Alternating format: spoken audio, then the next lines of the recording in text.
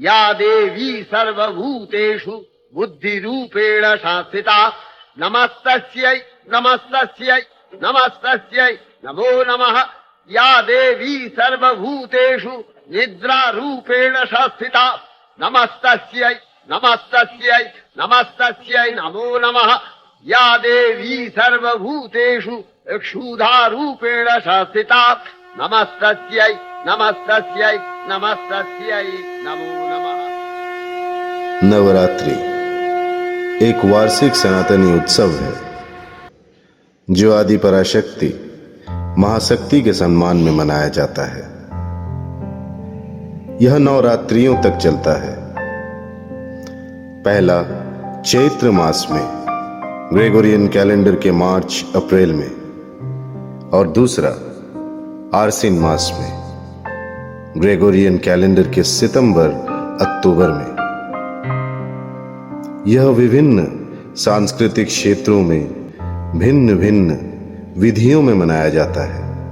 तात्विक रूप के अनुसार 4 ऋतुगत नवरात्रि होती है, परंतु व्यावहारिक रूप में शरद ऋतु के पश्चात मनाए जाने वाले इस महोत्सव को शारदीय नवरात्रि कहा जाता है।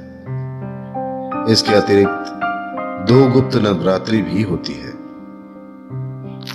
एक माघ मास के शुक्ल पक्ष की प्रतिपदा से तथा दूसरी आषाढ़ मास के शुक्ल पक्ष की प्रतिपदा से आरंभ होती है।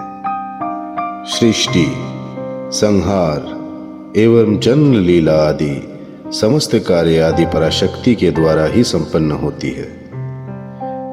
यही महाशक्ति महामाया काली जगदात्री आदि विविध रूपों में सबके द्वारा पूजित होती है।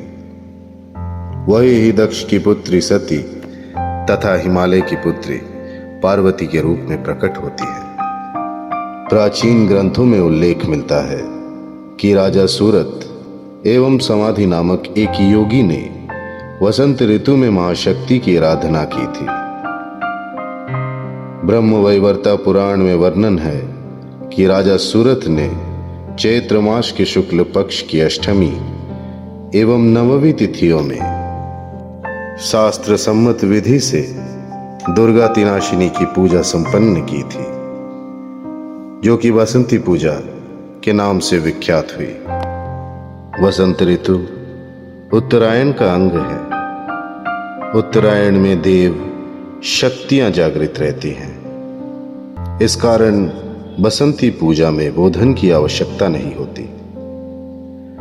ब्रह्मवैवर्ता पुराण में यह उल्लेख मिलता है कि स्वयं श्री कृष्ण ने महामाया पूजा का प्रारंभ किया था।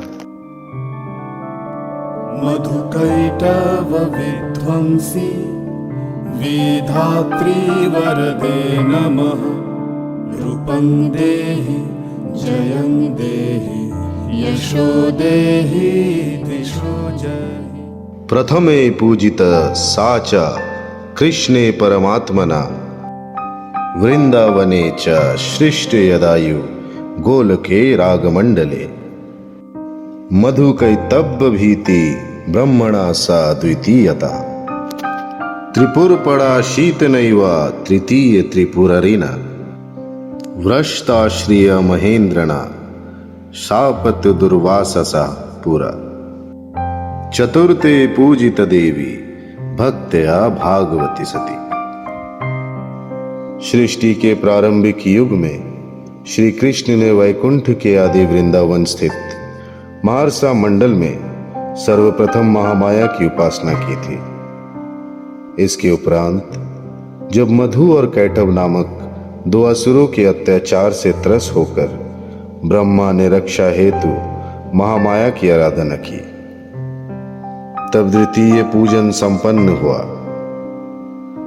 तत्पश्चात त्रिपुरासुर के संहार हेतु भगवान शिव ने तृतीय बार महामाया की उपासना की। इसके पश्चात महर्षि दुर्वासा के शाप के कारण जब देवराज इंद्र श्रीहीन हो गए, तब उन्होंने महामाया की चतुर्थ पूजा का आयोजन किया।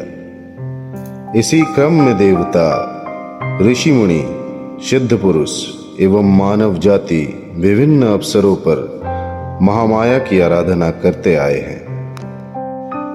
रामायण के अनुसार रावण भगवान शिव का परम भक्त था तथा मां पार्वती उसकी रक्षा करती थी। अतः ब्रह्मा ने श्री राम को परामर्श दिया कि यदि वह मां पार्वती को प्रसन्न करे तो रावण वध उनके लिए सहज हो जाएगा। ब्रह्मा के सुझाव के अनुसार श्री राम ने शरद ऋतु में महामाया दुर्गतिनाशिनी स्वरूप का बोधन, चंडी पाठ तथा महामंडल पूजा का आयोजन किया। महाभारत के महत्वपूर्ण पात्र युधिष्ठिर और अर्जुन दोनों ने ही महामाया के समक्ष स्तोत्र और प्रार्थना की थी, जो उनकी अपरिमित शक्ति एवं महिमा का संकेत है।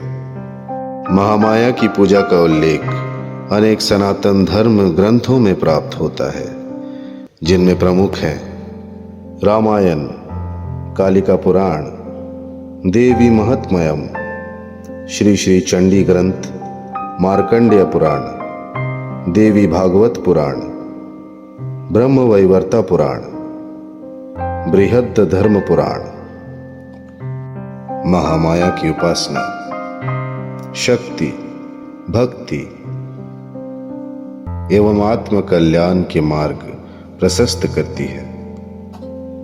इन अनंत शक्ति की साधना में साधक के जीवन में ज्ञान, समृद्धि एवं दिव्यता का प्रकाश फैलता है।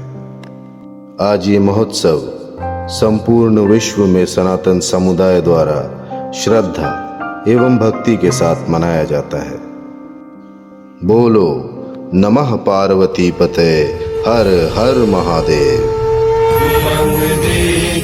जयं देहि यशो देहि दिशो जयि।